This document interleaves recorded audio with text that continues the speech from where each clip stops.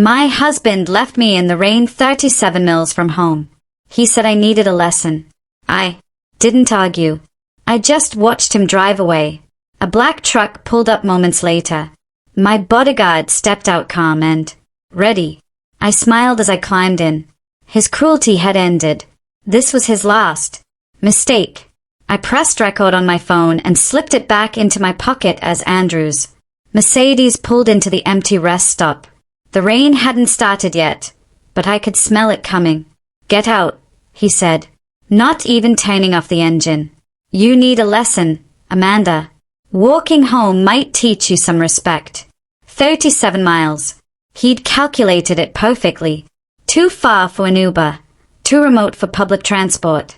What he didn't know was that I'd been recording everything for 8 months, and Marcus was already parked behind the abandoned gas station, waiting for my signal. The leather seat creaked as I turned to face him. Andrew's jaw was set in that familiar line of satisfaction, the one he wore when closing a particularly ruthless deal at his hedge fund. 3 hours ago, we'd been sitting in Morton's Steakhouse celebrating our anniversary. Now he was abandoning me on a remote stretch of highway because I'd asked why $10,000 had disappeared from our joint account. "You're seriously doing this?" I kept my voice steady, letting the phone capture every word. "Actions have consequences, Amanda. You went behind my back, called my accountant, embarrassed me with your paranoid questions. Maybe a long walk in the rain will remind you who manages the money in this family." I thought about the pearl earring in my jewelry box at home. Nain's earring found under our bed 2 days ago. The $10,000 had probably bought her something pretty, but I didn't mention it. Not yet. Everything had to happen in the right order, just as Marcus and I had rehearsed. "It's going to storm," I said, gesturing at the darkening sky. "Then you'd better start walking." His fingers drummed against the steering wheel. "Unless you want to. Apologize right now and admit you were wrong." Before we continue, I want to thank you for being here with me today. If you believe that no one deserves to be abandoned in a storm, literal or metaphorical, please consider subscribing. It's free and helps these important stories reach those who need them most. 6 months ago, I would have apologized. 6 months ago, I still believed the marriage could be saved. That was before I'd found the second set of books for his company, before the mysterious withdrawals, before discovering he'd been slowly transferring our assets into accounts only he controlled. The moment I'd started asking questions, he turned vicious. Tonight was his escalation, but it was also his mistake. "I'll walk," I said, opening the door. "Smart choice. Maybe by the time you get home, you'll remember your place." I stepped out onto the cracked asphalt. The rest stop had been abandoned for years, just a dark building with boarded windows and a parking lot being reclaimed by weeds. Andrew had chosen it specifically for its isolation. He'd mentioned it last week casually while we were driving past. "Imagine being stranded here," he'd said, "miles from anywhere." That's when I knew what he was planning. The Mercedes engine revved through the passenger window. I could see him checking his phone, probably texting Nain that the deed was done. Then he pulled away, tires squealing slightly on the worn pavement, leaving me standing alone in the gathering darkness. I counted to 60, watching his tail lights disappear around the bend. Then I walked calmly toward the abandoned gas station where Marcus' black Ford was hidden. My brother stepped out, holding an umbrella and a thermos of coffee. "Did you get everything?" he asked. "Every word." I pulled out my phone, stopping the recording. He actually said, "I need to remember my place." Marcus shook his head. 3 years of watching him control you is bad enough. But this, he gestured at the empty rest stop. "This is criminal abandonment. Rebecca's going to have a field day with this recording." I accepted the coffee gratefully, feeling the warmth spread through my hands. The rain was starting. Now, fat drops hitting the cracked concrete. By morning, Andrew would think I'd spent the night walking through a storm, broken and humiliated. He'd expect to find me huddled on our doorstep, ready to beg forgiveness. "Valentina's ready?" I asked. "She's been monitoring the accounts all evening. The moment he transferred that 10,000 this afternoon, she documented everything. The forensic audit goes back 2 years. He's been bleeding money into offshore accounts, probably planning to divorce you once he'd hidden enough. And Rebecca, filing the emergency papers at 9 tomorrow morning. Abandonment, financial abuse, fraud. She says with tonight's recording, plus everything else we've gathered, he won't know what hit him." We climbed into Marcus's truck just as the sky opened up, rain hammering against the windshield. I thought about Andrew driving home satisfied with his cruel lesson, maybe pouring himself a scotch to celebrate putting his wife in her place. He had no idea that 8 months ago, when he'd first started hiding money, I'd hired my own team. Marcus had installed cameras throughout our house, under the guise of security upgrades. Valentina, a forensic accountant who specialized in financial abuse cases, had been tracking every penny. Rebecca, one of the city's most ruthless divorce attorneys, had been building a case file that now filled 3 boxes. The house recordings uploaded successfully, Marcus said, checking his phone. "We've got him on camera last Tuesday, bringing Nain there while you were at your mother's. They used your bed." I felt something cold settle in my chest. Not heartbreak. That had passed months ago. This was resolve, hard and crystalline. "He's been planning this for a while," I said. "The escalation, the financial control, the isolation from friends, classic abuse patterns. Rebecca says judges don't look kindly on husbands who abandon their wives as punishment." Marcus drove carefully through the storm, taking back roads to avoid any possibility of Andrew seeing us. We'd planned this route weeks ago, even doing practice runs. Every detail mattered. The hotel room was booked under my maiden name, paid for with cash. Marcus had withdrawn gradually over 2 months. The clothes I'd need were already there, along with copies of all the documentation. "You know he'll come looking for you when you don't show up tonight," Marcus said. "Let him. The hotel security cameras will show me checking in alone, soaking wet, traumatized.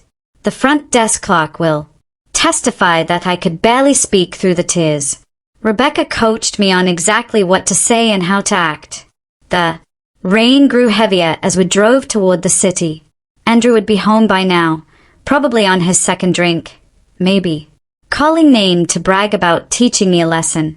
Tomorrow morning, he'd wake up expecting to find me broken. Instead, he'd find his assets frozen, his office locked, and federal investigators waiting to discuss the discrepancies Valentina had uncovered in his hedge funds books. "Are you ready for this?" Marcus asked as the hotel came into view. I thought about the woman I'd been 3 years ago, independent and successful before Andrew had systematically dismantled my life. I thought about the recording on my phone, his cold voice telling me to get out and walk 37 miles in a storm. I thought about Nain's earring and the empty bank accounts and the prenup he'd hidden in his office that would have left me with nothing. "I've been ready for 8 months, I said. He just gave me the final piece of evidence I needed. Marcus pulled up to the hotel side entrance. I grabbed the small bag we'd prepared, just enough to look like I'd escaped with nothing, and stepped out into the rain. It was time to play the part of the traumatized wife, abandoned and afraid. Tomorrow, Andrew would learn who really needed a lesson. The hotel lobby felt impossibly bright after the darkness outside. Water dripped from my hair onto the marble floor as I approached the front desk, my hands shaking just enough to be convincing. The night clerk, a young woman with kind eyes, immediately reached for a stack of towels. "Oh my goodness, are you all right?" She rushed around the counter, wrapping a towel around my shoulders. "My husband," I managed, letting my voice crack. "He left me at a rest stop. In the storm, I had to walk for miles before someone helped me." Her face shifted from concern to horror. Perfect. Every word would be documented in the hotel's incident report, just as Rebecca had instructed. The clerk guided me to a chair and brought me hot tea while processing my check-in. I gave her my maiden name, Amanda Harrison, and paid with the emergency credit card I'd opened 6 months ago, the one Andrew knew nothing about. Room 412 was small but clean, overlooking the city lights blurred by rain. I locked the door, put the chain on, and finally allowed myself to breathe. Then I pulled out my second phone, the one Marcus had given me, and played back the recording from the car. Andrew's voice filled the room cold and measured. You think you're so clever, don't you? Calling my accountant behind my back, asking questions about our finances like you'd understand the answers. My own voice carefully controlled. It's our money, Andrew. I have a right to know where it's going. Our money. His laugh was sharp. I ain't it. I manage it. You spend it on overpriced groceries and those ridiculous charity luncheons. $70 for organic vegetables last week, Amanda. $70. I remember that shopping trip. I'd bought ingredients for the dinner party he'd insisted on hosting for his clients. The same dinner where he'd spent $800 on wine without blinking. The recording continued. You embarrassed me at the Morrisons' party, contradicting me about the European markets in front of my colleagues. Where did you even get those opinions? Some morning talk show. I have an MBA from Northwestern, Andrew. I worked in financial services for 5 years before we met. Before I rescued you from that mediocre career, you mean. You were analyzing penny stocks at a third-tier firm. I gave you a life you never could have achieved on your own. I closed my eyes, remembering the woman I'd been at Henderson Investments. I hadn't been analyzing penny stocks. I'd been managing a portfolio worth $30 million. But Andrew had rewritten history so many times, sometimes even I forgot the truth. My phone buzzed. A text from Marcus. Valentina found something. 3 more accounts in the Caymans. He's been moving money for 18 months. 18 months. I thought back to when things had started changing. The sudden interest in separate checking accounts for tax purposes. The financial advisor who appeared without explanation. The documents he'd asked me to sign without reading because it's just routine stuff. Trust me. Another text. This one from Rebecca. Judge Coleman agreed to emergency hearing. Tomorrow at 2 p.m. bring the recording. Judge Patricia Coleman had a reputation for seeing through men like Andrew. She'd presided over 3 high-profile financial abuse cases in the past year, all resulting in favorable outcomes for the wives. Rebecca had specifically waited for her rotation. I changed into the dry clothes from the emergency bag I'd hidden here yesterday, then sat at the small desk and began writing. Not the statement Rebecca would help me polish for court, but notes for myself, reminders of who I really was beneath. The person Andrew had tried to create. I wrote about the promotion I'd turned down because Andrew said the travel would strain our marriage. The investment opportunity I'd identified that would have tripled my personal savings if I'd still had personal savings. The friendship with my college roommate that ended when Andrew convinced me she was jealous of our happiness. My phone rang. Andrew's ringtone. I let it go to voicemail, then played the message on speaker, recording it with my second phone. Amanda, this is ridiculous. It's been 3 hours. The lesson's been learned. Okay, call me back and I'll come get you. Don't make this worse than it needs to be. 10 minutes later, another call. This time, his voice was harder. I know you have your phone. Stop being childish and call me back. If you're trying to worry me, it's not working. I'm going to bed. You can find your own way home. But I could hear the edge creeping in. He was starting to realize something was off. I'd always called by now, always apologized, always came crawling back. The silence was breaking his script. At midnight, Nain called. I almost didn't recognize the number, but something made me answer, staying silent. Hello, Amanda. Her voice was uncertain. Andrew asked me to call you. He's worried. He said, you two had a fight and you're not answering his calls. He wants you to know he's sorry and you should come home. Andrew never apologized, never admitted fault. That he'd sent his mistress to deliver a fake apology showed how off balance he was. I hung up without speaking. By 1 o'clock in the morning, the calls were coming every 15 minutes. Andrew, his mother, Margaret, even his business partner, James. I documented every single one. Their numbers, their times, their increasingly frantic messages. The abandoned wife was supposed to be desperate for rescue, not maintaining radio silence. I ordered room service, charging it to the card. Soup and salad and a glass of wine. Let the receipt show I was composed enough to eat. Let it document that I wasn't falling apart the way Andrew expected. At 2:30, a text came through that made me smile. Not from Andrew, but from our neighbor, Mrs. Chin. Saw Andrew in his driveway with a flashlight looking under your car. Then he drove off fast. Is everything okay? He was looking for my car, not knowing Marcus had moved it to a long-term parking garage across town. 2 days ago, another piece of evidence that I'd been planning to leave, that his abandonment had simply accelerated. My timeline. I pulled the curtains aside and watched the storm rage over the city.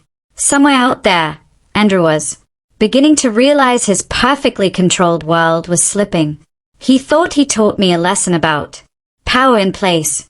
Tomorrow, when the markets opened and he discovered his offshore accounts frozen, when his key card failed at the office, when federal investigators appeared with questions about discrepancies Valentina had uncovered, he'd understand who'd really been teaching whom. The rain hammered against the window like it was trying to break through.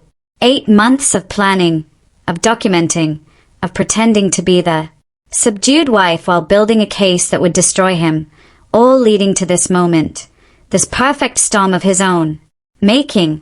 I set my alarm for 7, knowing I'd need to look appropriately distraught for the emergency hearing. Rebecca would meet me at noon to prepare, but for now, for these few hours, I sat in the darkness and felt something I hadn't experienced in 3 years. Freedom. The morning sun cut through the hotel curtains at 7 sharp. But I'd been awake since 5, sitting at the small desk with my laptop open to our joint checking account. The balance showed exactly what I expected. Andrew had already moved another $20,000 out at 6:47 a.m. He was panicking, trying to hide assets before I could get to them. Too late. Valentina had already documented everything. By noon, my hotel suite had transformed into a command center. Valentina arrived first, wheeling in 2 suitcases full of printed documents, her usually perfect makeup slightly smudged from working through the night. She spread everything across the dining table methodically. Bank statements, wire transfer records, falsified tax documents, each stack labeled with color-coded tabs. The Cayman accounts are frozen as of 9 this morning, she said, pulling up a spreadsheet on her laptop. Andrew tried to access them at dawn. 3 failed attempts. He's probably destroying his office right now. Rebecca walked in next, her phone pressed to her ear, speaking in rapid legal terms I only half understood. She ended the call and turned to me with an expression of grim satisfaction. Judge Coleman moved our hearing to 1 o'clock. She wants to address this immediately. Also, Andrew hired Richard Blackwood. The shark? Marcus asked, entering with a box of surveillance equipment. The same one who got that pharmaceutical executive off last year. Blackwood doesn't come cheap. Andrew must have liquidated something significant to afford him. I felt a flutter of concern, but Rebecca placed a steady hand on my shoulder. Blackwood's good, but he can't argue with video evidence and financial records. Plus, he's walking into this cold. We've had 8 months to prepare. Marcus connected his laptop to the television and pulled up the surveillance footage from our home. I've compiled the highlights, if you can call them that. Fair warning, Amanda, this isn't easy to watch. The first clip showed Andrew in his study at 2 a.m. 3 weeks ago. I'd been asleep upstairs, knocked out by the sleeping pills he'd started suggesting I take for my anxiety. On screen, Andrew carefully photographed documents from our safe, then placed them back exactly as they were. The documents were our joint investment portfolios, my mother's power of attorney forms, and the deed to the lake house my grandmother had left me. He's been building a duplicate file, Valentina explained, creating forgeries with subtle changes. If you hadn't caught this, he could have slowly replaced the originals. The next clip was worse. Andrew and Nain in our living room 2 months ago when he told me he was at a client dinner. She was wearing my robe, the silk one from our honeymoon in Paris. They were laughing about something on his phone. Turn the volume up, I said, though my stomach churned. Andrew's voice filled the room. She actually believed me when I said the conference was mandatory. I've trained her well. A few more months and I'll have everything transferred. Then we can stop this charade. Nain's giggle was like nails on glass. The prenup really? Says she gets nothing. The prenup's irrelevant. She'll never fight it. Amanda doesn't have the spine. By the time she realizes what's happening, we'll be in Costa Rica and she'll be too broken to do anything about it. Marcus paused the video. The room was silent except for the hum of the air conditioning. I stood up, walked to the window, and stayed at the city below. Somewhere out there, Andrew was probably in his office trying to figure out why his computer access was revoked, why his assistant couldn't reach the bank, why everything was falling apart. There's more, Marcus said quietly. Do you want to see it? I nodded. The next clip showed Andrew on the phone in our garage, pacing between our cars. The timestamp showed last Tuesday when I'd been at my book club. Jennifer's been perfect. He was saying she has no idea. I'm recording our conversations. Every detail about Amanda's mother's estate, the Alzheimer's diagnosis there, hiding the trust fund from their father. It's worth nearly $2 million, and Amanda doesn't even know it exists.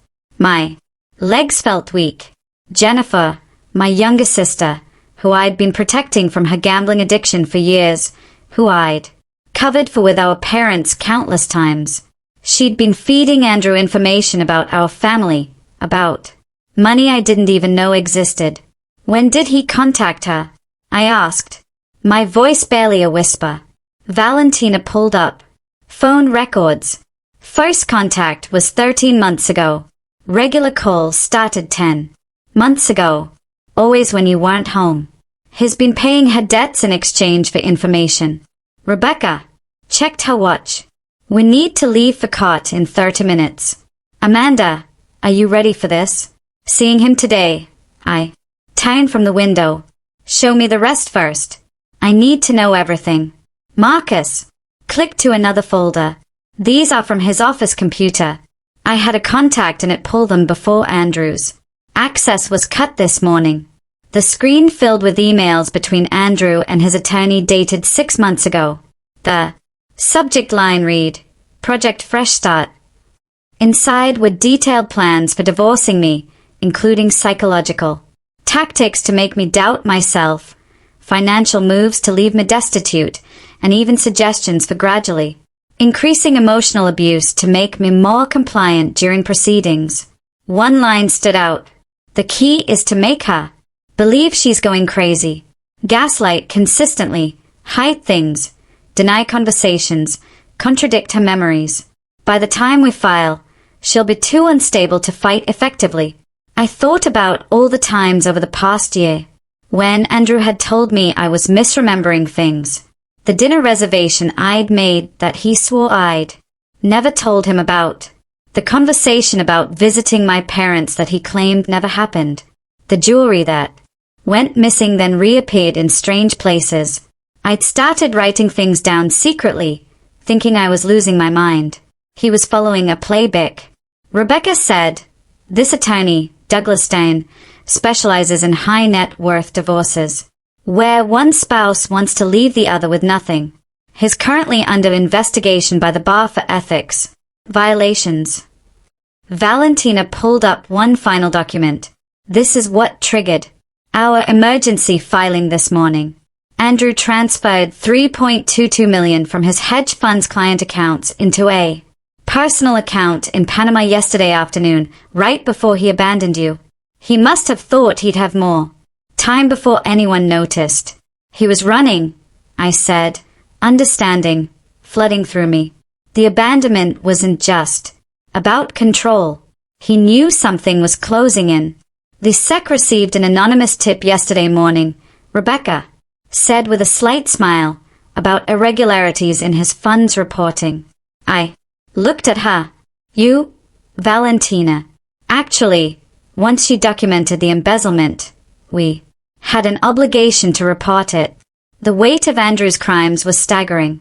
This wasn't just about our marriage or his affair. He was a criminal who'd been using me as cover while he pillaged client accounts and prepared his escape. The man I'd shared a bed with for 3 years was capable of destroying not just me, but dozens of innocent investors who trusted him with their retirement savings. Judge Coleman needs to see all of this, I said, gathering my strength. Every document, every recording, every piece of evidence. Rebecca smiled, the kind of smile that reminded me why she'd never lost a financial abuse case. She'll see it all. And then Andrew Mitchell is going to learn what it feels like to lose everything. The courthouse corridors were marble and mahogany, designed to intimidate. I walked through them in my sharpest suit, the navy one. Andrew had never seen because I'd bought it last month specifically for this moment.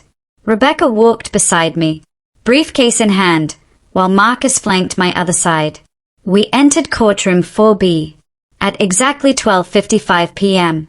Andrew was already there, seated beside Richard Blackwood, whose thousand haircut couldn't hide the stress lines around his eyes. Andrew looked smaller somehow, his usual commanding presence diminished by wrinkled clothes and shadows under his eyes. He'd clearly slept in his office. When he saw me, his expression shifted from exhaustion to pure rage. All rise, the bailiff announced. Judge Patricia Coleman entered, her black robes adding gravity to an already tense atmosphere. She took her seat and immediately began reviewing the documents before her, reading glasses perched on her nose. We're here for an emergency petition filed by Amanda Mitchell regarding marital assets and spousal abandonment. She began, her voice carrying the authority of someone who'd seen every type of marital disaster. Mr. Blackwood, I see you've just been retained this morning. Yes, Your Honor. We request a continuance to properly review. Denied. Your client allegedly abandoned his wife in dangerous conditions last night. Time is of the essence. He turned to Rebecca. Counselor, present your evidence. Rebecca stood smooth as silk. Your Honor. At approximately 8:47 p.m. yesterday, Andrew Mitchell deliberately abandoned his wife at a rest stop 37 miles from their home during a severe storm. We have audio recording of the incident. She played the recording through the courtroom speakers. Andrew's voice filled the space cold and clear. You need a lesson, Amanda. Walking home might teach you some respect. I watched Andrew's face go white. Blackwood leaned over, whispering furiously. Andrew shook his head, gesturing wildly with his hands. Furthermore, Rebecca continued, Mr. Mitchell has been systematically hiding marital assets for 18 months. We have documentation of offshore accounts totaling $8 million and evidence of embezzlement from his hedge fund, totaling $3.2 million. Objection, Blackwood stood. These are unsubstantiated allegations. Then let's substantiate them, Rebecca said calmly, producing a stack of bank documents. Exhibit A through F, Your Honor. Wire transfers to accounts in the Cayman Islands, all initiated by Mr. Mitchell without his wife's knowledge or consent. Judge Coleman reviewed the documents, her expression growing darker with each page. Mr. Mitchell, did you abandon your wife last night? Andrew stood straightening his tie. Your Honor, there was a misunderstanding. My wife and I had an argument. It's a yes or no question, Mr. Mitchell. I left her at a rest stop, but during a storm 37 miles from home, she had her phone. She could have called someone. The judge's eyebrows rose. How considerate of you. She turned back to Rebecca. Continue. Rebecca pulled up financial records on the courtroom screen. Mr. Mitchell has also been conducting an extramarital affair with his assistant Nain Rodriguez, using marital funds to purchase gifts and fund trips. This includes a pearl necklace valued at $12,000, reported as stolen to insurance but actually given to Ms. Rodriguez. My phone buzzed. A text from Marcus. Here. The courtroom doors opened and Tom Chin from the SSE walked in, followed by 2 federal agents. Andrew's head whipped around, and for the first time I saw real fear in his eyes. Your Honor, Tom Chin addressed the judge. I apologize for the interruption. We have a warrant for Andrew Mitchell's arrest on charges of wire fraud and embezzlement. Blackwood jumped up. Your Honor, this is highly irregular. So is stealing $3.2 million from client accounts. Judge Coleman responded dryly. She looked at the federal agents. Gentlemen, please wait until we conclude this hearing. Mr. Mitchell isn't going anywhere. Andrew sank into his chair, his phone sitting on the defendant's table, lit up with call after call. I could see the names flashing. His mother, his business partner James, and repeatedly Nain. Given the evidence presented, Judge Coleman continued, I'm granting the emergency injunction. All marital assets are frozen pending investigation. Mrs. Mitchell is awarded exclusive use of the marital home and temporary support of $10,000 per month. Mr. Mitchell, you are ordered to stay 500 feet away from your wife. $10,000 a month. Andrew exploded, standing despite Blackwood's attempt to pull him down. That's insane. She doesn't need. Mr. Mitchell, you abandoned your wife in a storm after hiding millions in assets. I'm being generous, not holding you in contempt. Right now. Sit down. As Andrew collapsed back into his chair, my phone rang. Jennifer's name appeared on the screen. I declined the call, but she immediately called again and again. Rebecca leaned over. You should document those.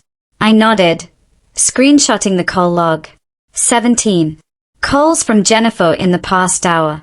43 from Andrew since last night. 22 from his mother, Margaret. Even a few from numbers I didn't recognize. Probably Andrew's colleagues or clients who'd heard about the federal investigation. Tom Chin approached our table while the judge finalized her orders.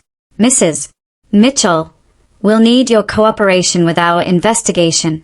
Your attorney mentioned you have additional evidence. I nodded. 8 months of documentation, financial records, recordings, emails. Everything good. Your husband's looking at 15 to 20 years if convicted on all charges. Andrew must have heard him because he suddenly stood again, pointing at me. You did this. You set me up. This whole thing was a trap. Judge Coleman's gavel came down hard. Mr. Mitchell, control yourself or I'll add contempt charges. She's been planning this. Andrew continued, his composure completely shattered. The recording, the documentation. She knew I was going to leave her there. So, you admit to abandoning her? The judge asked.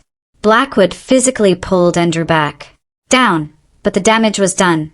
Andrew had just confessed in open court in front of federal agents to deliberately abandoning me. As we prepared to leave, Nain burst through the courtroom doors. Her designer dress was wrinkled, her carefully styled hair disheveled. She looked around wildly until her eyes landed on Andrew.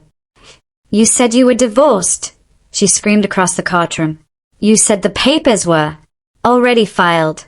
You said she was crazy and making things up. The judge sighed. Please remove yourself from my courtroom.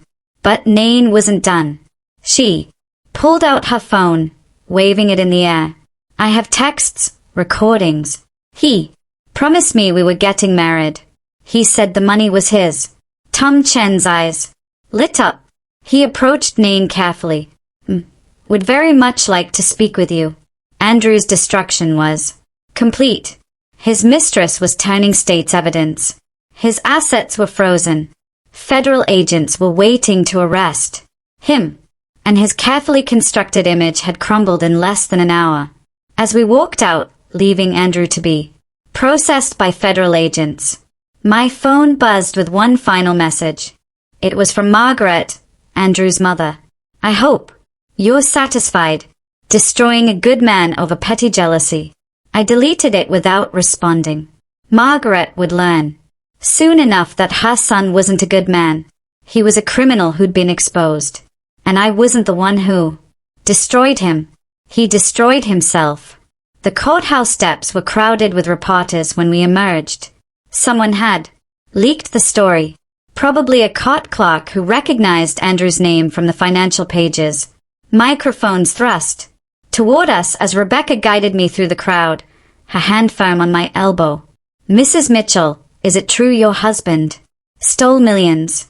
Amanda, how long have you been planning this? Will you be pressing additional charges? Rebecca stepped forward, her voice cutting through the chaos. My client will not be making any statements at this time. The federal investigation is ongoing. We pushed through to Marcus' truck and I caught a glimpse of the evening news van setting up across the street. By tonight, Andrew's face would be on every local channel. The Golden Boy of Minneapolis hedge funds arrested for embezzlement and fraud. Margaret must be dying inside. Back at the hotel, I collapsed onto the couch while Rebecca poured us both water. My phone hadn't stopped buzzing since we'd left court. I scrolled through the messages, each one a different flavor of shock or judgment. A text from my hairdresser. Just saw the news. Good for you, honey. From Andrew's golf buddy, Richard. This is all a misunderstanding, right? Andrew would never do what they're saying. From 3 different neighbors. Variations of we always knew something was off about him. The most interesting message came from James Morrison, Andrew's business partner. Amanda, we need to talk. There are things about the fund you should know. Things that weren't in the federal filing. Rebecca read it over my shoulder. Set up a meeting. Record everything. At 4 o'clock, the local news broke the story. The headline scrolled across the bottom of the screen. Prominent hedge fund manager arrested for embezzlement following spousal abandonment incident. They'd gotten Andrew's mugshot already. He looked haggard, his usual perfectly styled hair disheveled, his designer suit replaced with standardized jail clothing. The reporter stood outside our house, my house now, describing the scandal in breathless detail. Sources close to the investigation report that Andrew Mitchell allegedly abandoned his wife during last night's severe storm, leaving her stranded 37 miles from home. This morning, federal agents arrested Mitchell on charges of embezzling $3.2 million from client accounts. His wife, Amanda Mitchell, could not be reached for comment. My phone rang. Jennifer again. This time I answered. Amanda, please, I need to explain. You told him about Mom's will, about the trust fund. Dad set up, about her diagnosis. Silence. Then quietly, he said he was trying to help. He said you were too stressed to handle the information that he wanted to protect you. He paid your gambling debts. I didn't know what he was planning. Thought he loved you. He seemed so concerned, so caring. He said you were fragile, that you needed guidance. I thought about all the times Jennifer had called over the past year, asking seemingly innocent questions. How's Mom doing? Have you talked to her lawyer lately? Remember that property Dad bought in Wisconsin? Each conversation had been intelligence gathering for Andrew. He played you, I said, just like he played me. Amanda, I'm so sorry. When I saw the news, when I realized what he'd done, I've been sick all day. Can we meet, please? Rebecca shook her head, but something in Jennifer's voice made me pause. She sounded genuinely broken, not just worried about consequences. Tomorrow, neutral location. You come alone. After. I hung up. Marcus pulled up social media on his laptop. You need to see this. Andrew's company Facebook page was imploding. Clients were posting demands for their money back. Former employees were sharing stories of suspicious activities they'd witnessed. One woman wrote, "He fired me when I questioned missing funds last year. Now I know why." But the most devastating blow came from Nain. She'd gone nuclear on Instagram, posting screenshots of their text conversations, photos from their trips, funded with stolen money, and a long caption detailing how Andrew had manipulated her into believing I was the villain. He told me his wife was emotionally disturbed. She wrote that she refused to grant him a divorce, that she threatened to ruin him if he left. I believed every word because he was so convincing, so sophisticated. I was an idiot, but he was a master manipulator. The photos were damaging. Andrew and Nain in first-class seats to Paris, champagne glasses raised. Andrew and Nain at the exact resort in Mexico where we'd celebrated our 5th anniversary. Andrew and Nain in our bed. She'd actually posted that one, though Instagram quickly removed it. By 6 o'clock, Andrew's mother, Margaret, had released a statement through her lawyer. Rebecca read it aloud, barely containing her laughter. The Mitchell family is shocked by these allegations. We believe this is a coordinated attack orchestrated by a vindictive spouse seeking financial gain. Andrew Mitchell is an upstanding member of the community who has been victimized by a calculating woman who married him for his money. She's really going with that angle? Marcus asked, after what everyone heard her say in court.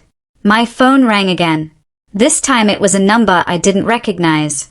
Against Rebecca's advice, I answered, "Mrs. Mitchell, this is Patricia Huang from the Wall Street Journal. We're running a story about systematic fraud in boutique hedge funds. Your husband's case is part of a larger pattern we've been investigating. Would you be willing to share your experience?" Rebecca took the phone. This is Amanda Mitchell's attorney. All press inquiries should be directed to my office. She hung up and turned to me. By tomorrow, this will be national news. Andrew didn't just destroy himself. He's taking down an entire network of corrupt fund managers. The FBI is expanding their investigation. I walked to the window, looking out at the city lights. Somewhere in Federal Holding, Andrew was probably meeting with Blackwood trying to figure out how to spin this. But there was no spinning video evidence, recorded confessions, and millions in stolen money. My phone lit up with one more message. This one from David Brennan, Andrew's biggest client. "Mrs. Mitchell, I want you to know that several of us victims are pursuing civil suits against your husband. However, we want to be clear. You are not our target. We know you are a victim, too. In fact, we'd like you to testify about what you observed." The irony was perfect. Andrew had spent years telling me I was too stupid to understand finance, too naive to grasp business. Now, his former clients wanted my testimony to help bury him. As the sun set over Minneapolis, painting the sky the color of justice, I realized that Andrew's public downfall was just beginning. Tomorrow, there would be more headlines, more revelations, more people coming forward with stories about the man they trusted with their money. But tonight, for the first time in 3 years, I sat in peaceful silence, no longer afraid of his footsteps, his moods, his cruel words designed to keep me small. The man who abandoned me in the rain had created his own storm, and now he was drowning in it. The next morning brought a knock at my hotel door that I wasn't expecting. Through the peephole, I saw Jennifer standing in the hallway, her usually perfect appearance completely undone. Her hands shook as she clutched a manila envelope to her chest, and her eyes were red-rimmed from Crying. I opened the door, but didn't invite her in. I thought we agreed to meet at a neutral location. I couldn't. Wait. Amanda, please. There are things you need to know right now. Before the FBI talks to me this afternoon, Marcus appeared in the doorway of the adjoining room, alert and protective. I nodded to him that it was okay, then let Jennifer inside. She sat on the edge of the couch, placing the envelope on the coffee table with trembling fingers. Andrew first contacted me 13 months ago, she began, her voice barely above a whisper. He knew about the gambling. I don't know how he found out, but he knew I owed $47,000 to some very unforgiving people. He offered to pay it all. No questions asked, if I just answered some questions about our family finances, and you agreed. My voice was flat, controlled. I was desperate. They were threatening to go to my employer to ruin my career. Andrew seemed like he genuinely wanted to help. He said you were too proud to ask our parents for money, that he wanted to surprise you by solving family problems behind the scenes. She opened the envelope and pulled out a stack of printed emails. These are our conversations. Every one of them. I printed them all last night when I realized what he'd really been doing. I picked up the first email dated over a year ago. Andrew's tone was warm, concerned, brotherly even. He wrote about wanting to be a better husband, wanting to understand my family dynamic, so he could support me better. The manipulation was masterful. He was particularly interested in Mom, Jennifer continued. He wanted to know about her health, her mental state, her finances. I thought he was planning something nice for her, maybe paying for better care. You told him about the Alzheimer's. Jennifer nodded, tears streaming down her face. She made me promise not to tell you. She didn't want you to worry. Said you had enough stress with Andrew being so demanding, but he was so persistent, so caring. He said he'd noticed signs and wanted to help. I kept reading. The emails showed Andrew's questions growing more specific over time. What properties did our parents own? Were there any trusts? Who was the executive of their wills? Jennifer had answered everything, believing she was helping her brother-in-law better care for our family. Last month, he asked me to get Mom to sign some papers. Jennifer said he said they were for insurance purposes, that it would protect her assets if her condition worsened. I actually took them to her, Amanda. Thank God her lawyer was there that day and recognized them as property transfer documents. That's when I started to realize something was wrong. My phone buzzed. David Brennan was calling. I put him on speaker so Marcus could hear. Mrs. Mitchell, I'm sorry to bother you, but this is urgent. I've been going through our client files all night. Andrew wasn't just stealing from the general fund. He specifically targeted our elderly clients, particularly widows. What do you mean targeted? Mrs.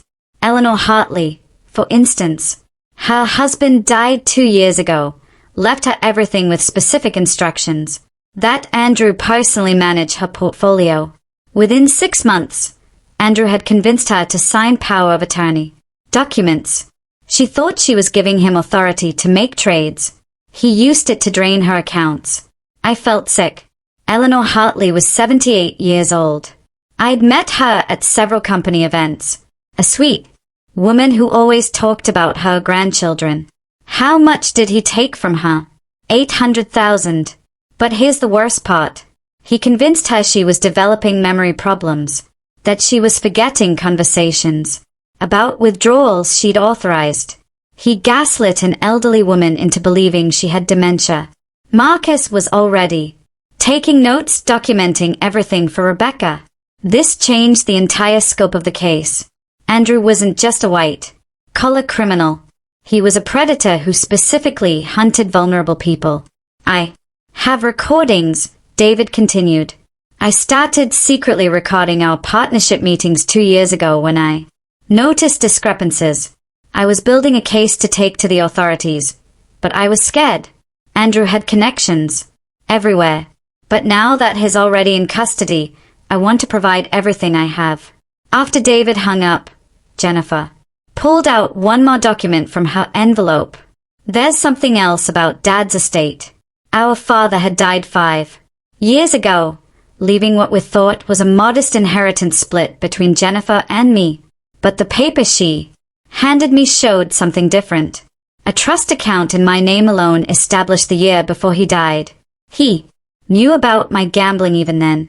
Jennifer said quietly, he loved me, but he didn't trust me with money. So, he set this up for you with Mom as the trustee. It's worth about $2 million. Andrew found out about it through me, and has been trying to access it for months. I stayed at the document. $2 million my father had hidden to protect it from both Jennifer's addiction and unknowingly from my husband's greed. The account was held at a small private bank in Wisconsin, one Andrew wouldn't have known about without Jennifer's information. We need to go see Mom, Jennifer said. Today she's been holding on to something for you, something she wouldn't even tell me about. She said she was waiting for the right moment. An hour later, we sat in my mother's room at the Memory Care facility. She was having one of her increasingly rare clear days, her eyes bright and focused as she held my hand. I knew what he was. The first time I met him, she said, her voice stronger than it had been in months. The way he looked at our house, evaluating everything like he was cataloging assets. The way he steered conversations toward money. Your father saw it, too. She reached into her bedside drawer and pulled out a small key. Safety deposit box. First National Bank on Hennepin. Your father put things there the week before he died. Documents. Evidence. Evidence of what? Mom. Andrew tried to forge your signature last year. Loan documents. Property transfers. The bank manager was your father's friend. He called me, sent me copies of everything. It's all in the box. I took the key, feeling its weight. My father had been protecting me even from beyond the grave, and my mother had been standing guard over that protection, despite her declining memory. There's more, Mom said, her grip tightening on my hand. The FBI came here yesterday. Not about Andrew's arrest, about something bigger. They said his name came up in an investigation that's been running for 3 years. A network of fund managers who've been systematically defrauding elderly clients across 5 states. The room felt suddenly airless.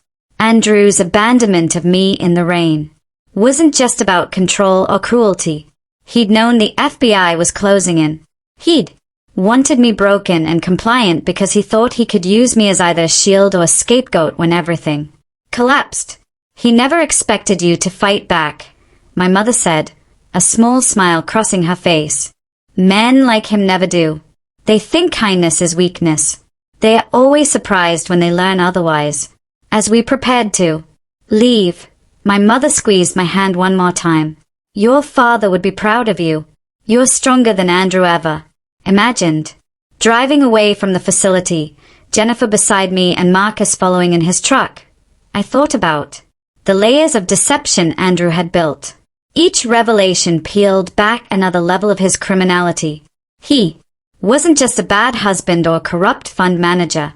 He was the center of a web of financial abuse that had destroyed dozens of lives.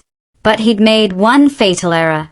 He'd assumed that the woman he'd left in the rain would stay there, broken and defeated. Instead, she'd become the storm that would wash away everything he'd built on the suffering of others. The First National Bank on Hennepin stood like a fortress of old money and older secrets. Jennifer waited in the car while Marcus accompanied me inside where the safety deposit box my mother had protected waited in a climate-controlled vault. The bank manager, Mr. Paulson, remembered my father well and handled the key with the reverence of someone who understood he was part of something significant. Inside the box lay a stack of documents that made my hands tremble. Forged loan applications with my signature dated 6 months ago. Property transfer papers for my grandmother's lake house which Andrew had apparently tried to sell without my knowledge. Bank statements from accounts I'd never seen opened in my name but controlled by Andrew. My father had somehow obtained copies of everything. his handwriting on sticky notes explaining what each document meant. 1.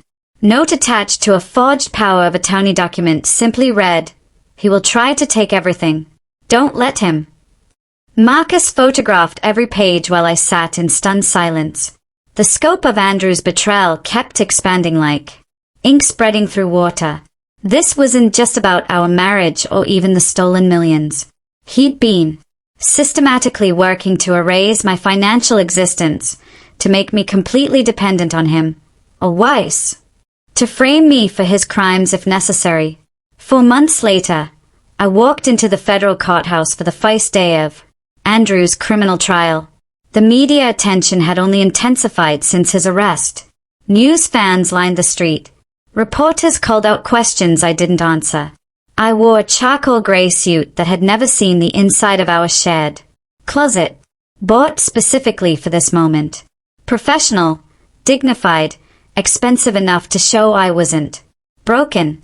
Andrew sat at the defendant's table in a suit that no longer fit properly. He'd lost weight in federal custody, and his formerly perfect hair had grown out awkwardly. When our eyes met across the courtroom, I smiled. The same serene smile I used to give him over morning coffee when he'd lecture me about my spending. But now that smile carried the weight of everything I knew and everything he was about to lose. The prosecutor, Assistant U.S. Attorney Michael Torres, laid out the case methodically. 12 counts of wire fraud, 2 counts of elder abuse, 1 count of conspiracy to commit financial crimes. The evidence was overwhelming. Doctored books, hidden accounts, forged documents, recorded conversations where Andrew explicitly discussed stealing from clients. For 11 days, witness after witness took the stand. Elderly clients described how Andrew had convinced them to sign documents they didn't understand. Former employees testified about being ordered to falsify records. The forensic accountant walked the jury through the labyrinth of offshore accounts and shell companies Andrew had created.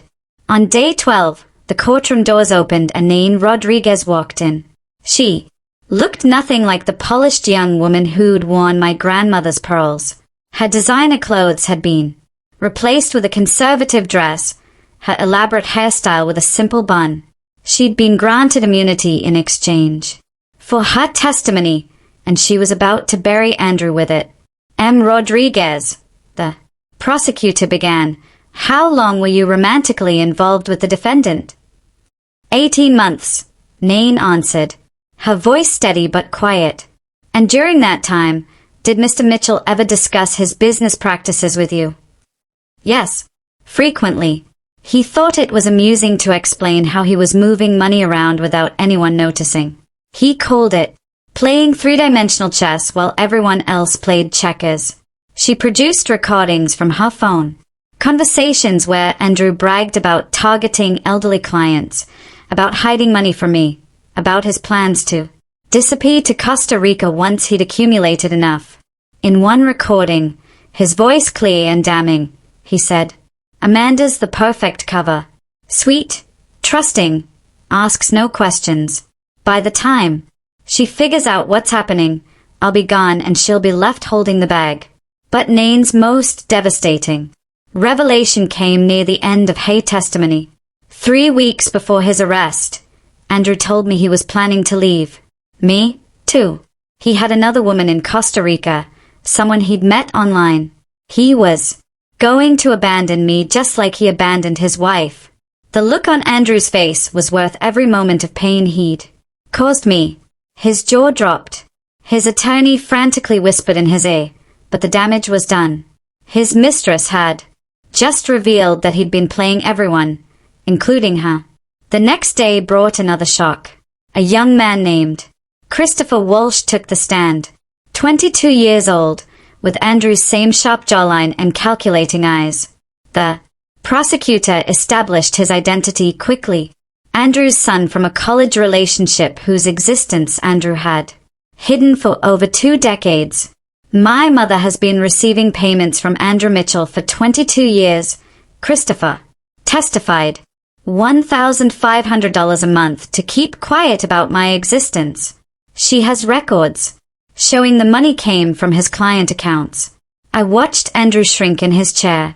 As Christopher continued, he told my mother that if she ever contacted his family or went public, he'd destroy her reputation and ensure she never worked in finance again.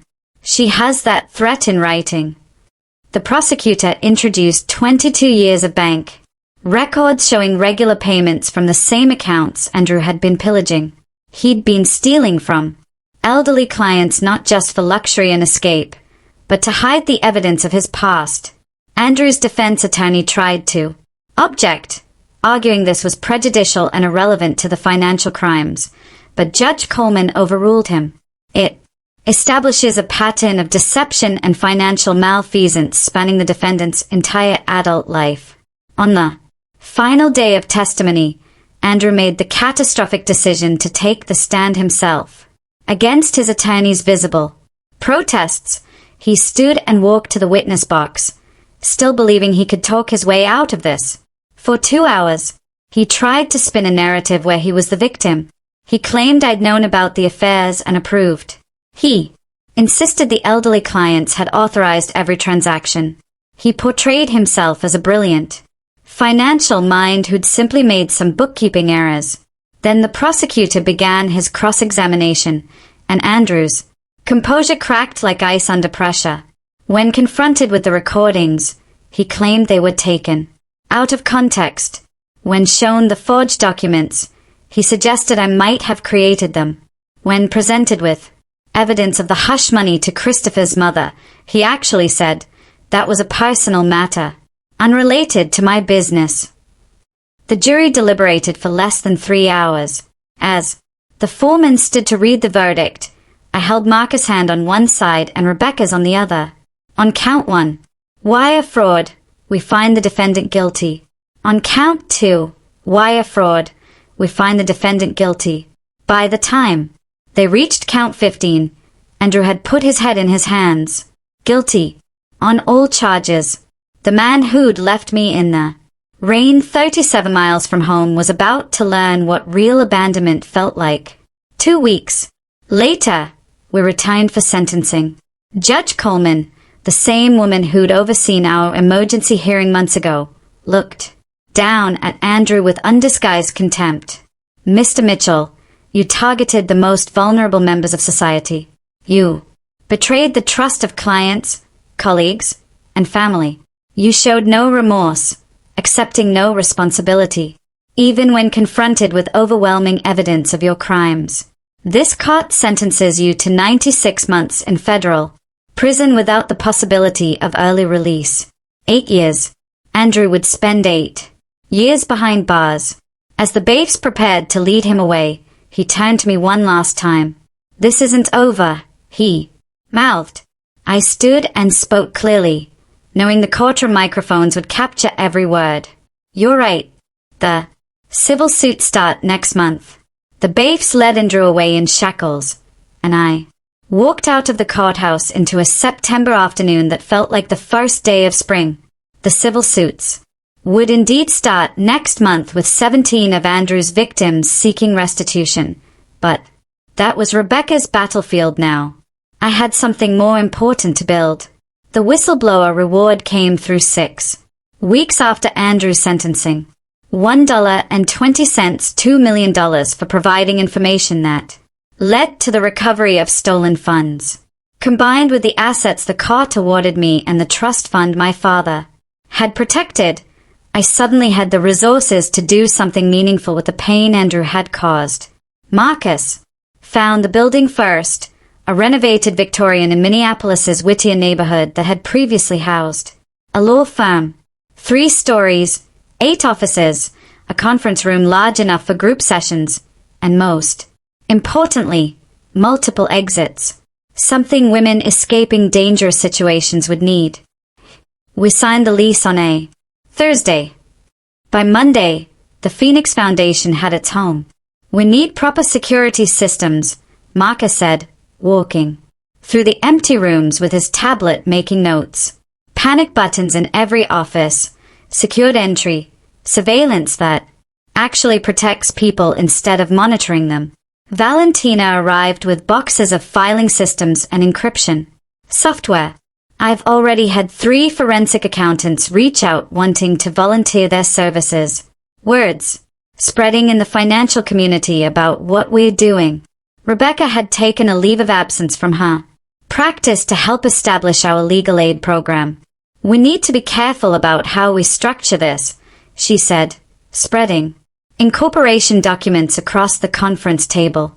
We're going to be dealing with dangerous situations, angry spouses, potential legal retaliation. Everything has to be bulletproof. Within a month, we had our first client, Maria, a teacher whose husband had hidden their savings and threatened to report her to immigration services if she tried to leave, even though she was a citizen. Valentina found the money. Rebecca filed the papers. Marcus arranged safe transportation. I sat with Maria while she cried, remembering my own tears in that hotel room the night Andrew abandoned me. Jennifer arrived at the foundation on a rainy Tuesday, 3 months sober and carrying a box of donuts as a peace offering. I want to help, she said simply. I know what it's like to be manipulated, to be so desperate you betray people you love. Maybe I can help others see the signs before it's too late. We started her as a volunteer, answering phones and filing paperwork. But Jennifer had a gift for talking to women who called in crisis. She understood desperation and shame in ways that even trained counselors sometimes missed. Within 6 months, she was running our support groups, sharing her story of how Andrew had exploited her addiction to gather information, helping others recognize when they were being used. My mother came to visit on one of her clear days, Marcus driving her carefully through the city she'd once known so well. She sat in my office looking at the framed photos on the walls. Women who'd given permission to share their success stories, faces beaming as they stood in front of new apartments, at graduation ceremonies, with children they'd managed to keep safe. Your father would be so proud, she said, touching a photo of a woman who'd escaped with 3 children and was now in nursing school. He always said the best revenge against cruelty was kindness to others. She pulled out an envelope from her purse. This came to the house. I thought you should see it. Inside was a newspaper clipping from the prison newsletter. Andrew had been elected treasurer of the Inmates Investment Club. Even behind bars, he was trying to maintain his image as a financial genius. I almost laughed at the absurdity of it. The surprise volunteer came 7 months after the trial. Nain Rodriguez stood in our reception area looking nothing like the woman who'd worn my grandmother's pearls. She'd cut her hair short, traded designer clothes for simple slacks and a button-down shirt, and carried herself with a humility I'd never seen before. I've been in therapy, she said, sitting across from me in my office, waking through how I got involved with someone like Andrew, why I ignored the red flags, why I participated in hurting you. I know I can't undo what I did, but maybe I can prevent other young women from making my mistakes. She started by speaking at colleges, warning business students about older men in power who promise career advancement in exchange for companionship. She was brutally honest about her own choices, taking responsibility while also explaining the gradual manipulation that made those choices seem reasonable at the time. He made me feel special, she told a group of graduate students one evening. Like I was smarter and more sophisticated than other women my age. By the time I realized I was just another victim in his game, I was in too deep to see the exit. 1 year after Andrew's sentencing, a letter arrived at the foundation. His handwriting was still perfect, even on prison stationery, for pages of vitriol, blaming me for his downfall, claiming I'd orchestrated everything from the beginning, that I'd entrapped him. He listed every perceived slight, every moment he now realized had been part of my plan. The final line read, I hope you learned your lesson. I had the letter professionally framed and hung it on my office wall right next to my degrees and certifications. When clients asked about it, I told them the truth. Yes, I had learned my lesson. I'd learned that when someone shows you who they are through their cruelty, believe them. I'd learned that patience and planning could overcome years of abuse. Most importantly, I'd learned that the best response to someone trying to break you is to become unbreakable, then use that strength to lift others. 18 months after that night at the rest stop, I stood in my office looking at a wall, covered in thank you cards. 87 women had found safety through the Phoenix Foundation. Some had needed just legal advice and financial forensics. Others had required complete extraction plans, safe houses, and new identities. Each one had arrived broken in some way, convinced they were trapped, that their situation was hopeless. Eleanor Hartley, the widow Andrew had defrauded, had become our biggest donor.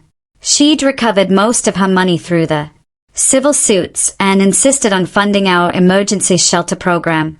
That man tried to convince me I was losing my mind, she said at our fundraising gala.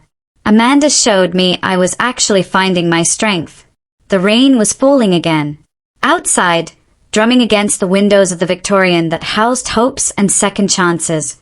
I thought about that night 37 miles from home, standing in the downpour while Andrew drove away, confident he'd broken me. He thought he was teaching me about power and control, about knowing my place.